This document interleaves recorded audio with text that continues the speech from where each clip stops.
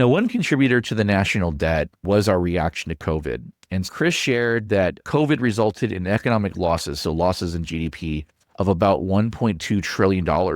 But the federal stimulus actually injected $6 trillion into the economy, 5 times the amount of the losses. And so household net worth increased by 30 trillion from 2020 to 2022. So it shouldn't surprise anyone that inflation followed. But since the end of 2023, inflation has actually gotten back into the normal long-term average. And I think that that's why that still even feels high or seems high. I think there's isolated pieces in the economy where prices are spiking because of, one-off events like bird flu and things like that. So we're seeing the price of eggs.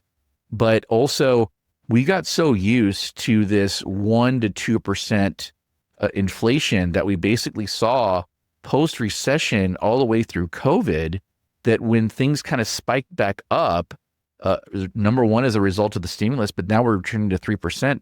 People seem to forget that 3% is the long-term average. And so that's why it's interesting, because we haven't seen the long-term average in the last 20 years because things heated up artificially in the housing market. Then we had this big recession, and then it followed by a period of sustained low inflation, which was abnormal if you go back and look at the last 40, 50 years.